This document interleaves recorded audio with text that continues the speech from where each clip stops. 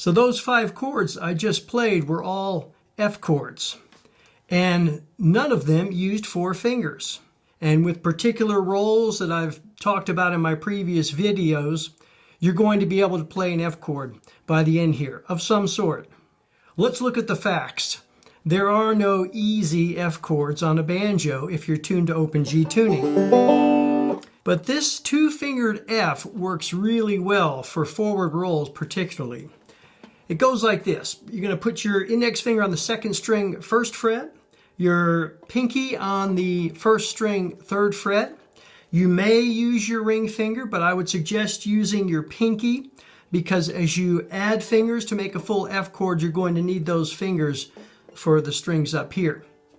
But what we're looking at here is a 2-fingered F chord, or partial F chord. Notice I'm fretting the 2nd and 1st strings. So what we want to do is get a roll that uses the 2nd and 1st strings. And that roll, which works really great, is the forward roll using the 5th string, 2nd, and 1st strings. Let's do a 7-note version of the forward roll, kind of like this. 5, 2, 1, 5, 2, 1, 5. Sound like this. 2, 3, 4.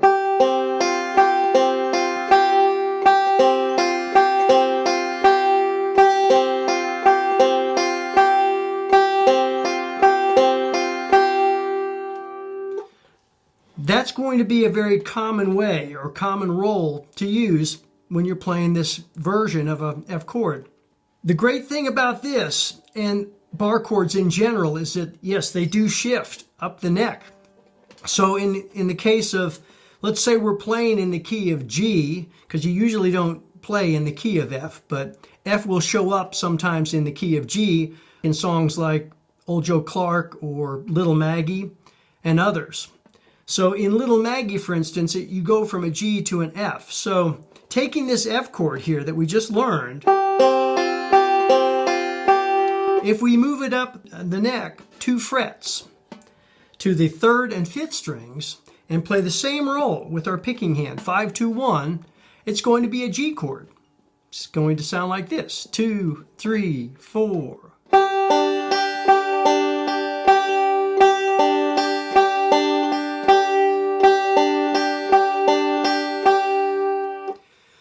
So if you're playing the song, you might want to start off with the G here and go down to here for the F. That way you don't have to move your fingers shape-wise. You have to move them down the neck a little bit, 2 frets, but you don't have to change the shape of the fingers, and that can sometimes be easy, especially if the song gets going kind of fast. Let's try Little Maggie. It goes like this. 1, 2, 3, 4. Yonder stands little Maggie with a dram glass in her hand.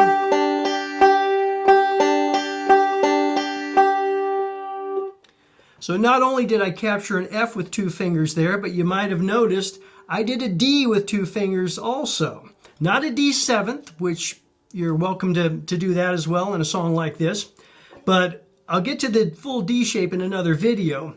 But just to point it out, the full D looks like this on a banjo. But again, if we take off the 3rd and 4th strings, we're left with a finger on the 2nd string 3rd fret and a finger on the 1st string 4th fret. Okay, this is a partial D chord. So what I did, I had the G here.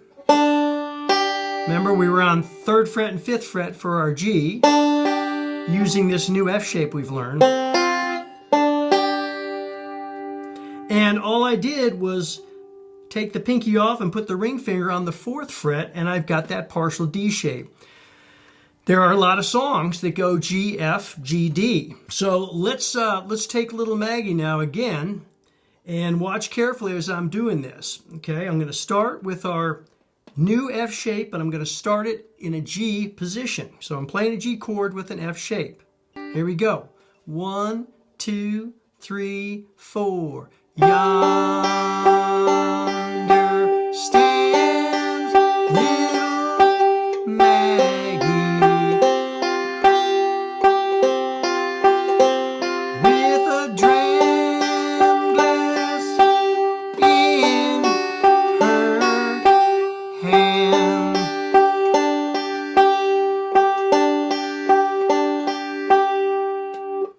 rest of the song is pretty much the same. So notice when I'm making this, I'm putting these fingers underneath the fretboard. That is not how you want to hold your shape. I'm doing that so you can see where these two fingers are. Normally, my fingers will always be hovering over the fretboard, as should yours, because you never know when you're going to need to go to another string. And as you practice this, of course, we're working on getting a 3-fingered F chord, which I'll show you in a moment, and then to the 4-fingered F chord, the full bar chord. You may be saying, okay, my hands are cramping up a little bit, and that's normal too when you're learning. And if you want to break from this G chord, you can always just play it open and keep the exact same roll going. Let's try that. We'll do Little Maggie with an open G. We'll still use our partial F here, and we'll use our D up here. Kind of a new one that I'm throwing at you in this video. So let's try it with an open G. Here we go. 1, 2, 3, 4. Yonder stands little Maggie with a dram glass in her hand.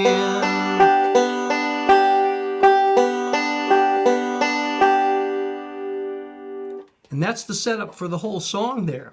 So you can play that song and other ones like that by using this 2-fingered partial F chord. So at this point, you hit a fork in the road. Okay, you can either take this particular partial F and start working on some time. I usually have the metronome going. I don't have it set up right now. But you can start bumping up your tempo a little bit.